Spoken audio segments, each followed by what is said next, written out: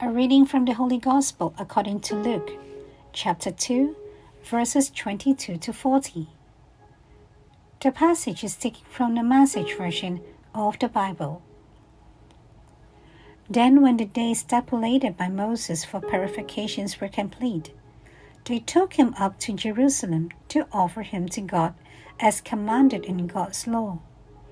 Every male who opens the womb shall be a holy offering to God, and also to sacrifice the pair of doves or 2 young pigeons, prescribed in God's law.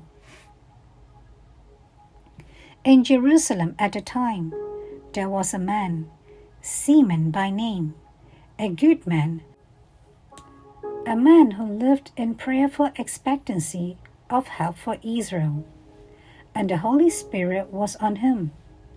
The Holy Spirit had shown him that he would see the Messiah of God before he died. Led by the Spirit, he entered the temple.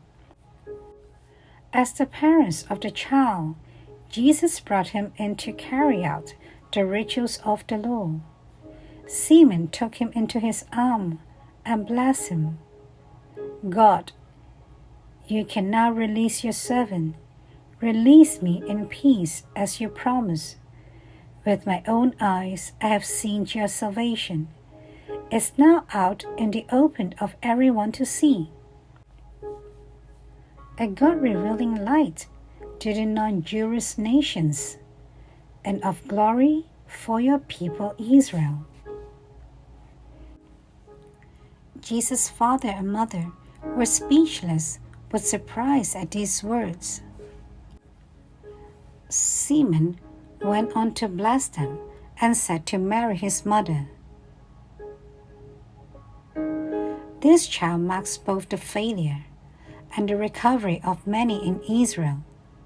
A figure misunderstood and contradicted the pain of a sore thrust through you. But the rejection will force honestly as God reveals who they really are." Anna the prophetess was also there, a daughter of Phanuel from the tribe of Asher. She was by now a very old woman. She had been married 7 years and a widow for 84. She never left the temple area, worshipping night and day with her fastings and prayers. At the very time Simeon was praying, she showed up, broke into an anthem of praise to God, and talked about the child to all who were waiting expectantly for the freeing of Jerusalem. When they finished everything required by God in the law, they returned to Galilee and their own town Nazareth. There, the child grew strong in body and wise in spirit, and the grace of God was on him. The Gospel of the Lord. Let us now listen to a short reflection on the Holy Gospel according to St. Luke, chapter 2, verses 22 to 40. Raise the Lord in our arms.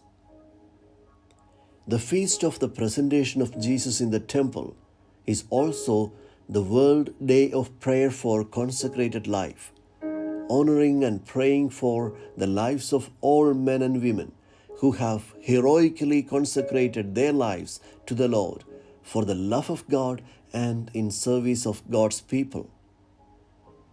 Every believer is consecrated to the Lord. And today we recall our consecration to the Lord at the time of our baptism.